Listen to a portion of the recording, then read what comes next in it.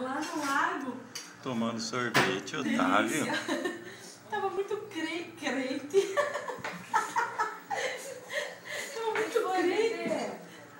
O que foi, meu anjo? O que aconteceu? Fomos ontem, né?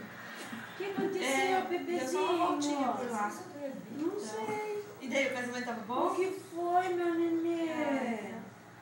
Oh, meu Deus do céu. O que aconteceu? Você quer mais? A tia Deia dá mais. Né? Cada vez mais vai dar esse casamento, né? Eles não se contentam mais em ficar um anjinho só no meio da mesa. É todo mundo lá que tá dentro da feliz. Todo mundo feliz.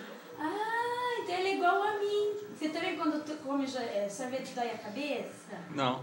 Então o Otávio é igual a mim. É, dói a cabeça. Dói a cabeça.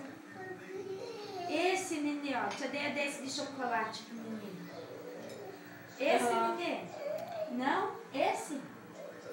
Esse? Não? Então... Ah, ele não quer o sorvete.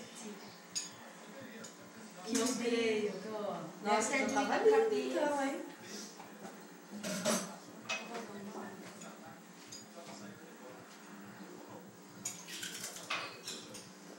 Gente, daqui. Antigamente, Ai, tá tava um negócio filmando. desse, também as pessoas levavam embora, né? Agora é só enfeite. Filmando vocês três. Vocês Eu três, vou né? colocar no YouTube, hein? Ah, sim, aham. Um espanto desse no YouTube. André de barriguinha de fora. Ah, Aquele de roupa de ginástica e o Otávio tomando sorvete. Não, né, Otávio?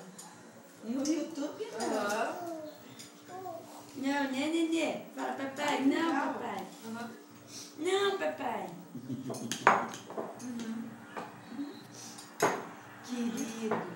Você viu que ele tem a mesma coisa que eu quando come sorvete. E ele começa a passar a mão na cabeça. Querido. Anjinho. Ai, que Deixa eu legal. arrumar ele. O jeito que ele come salgadinho. Nossa, muito legal. Mas eles contrataram alguém de fora pra montar tudo isso. Doeu a cabeça do nenê.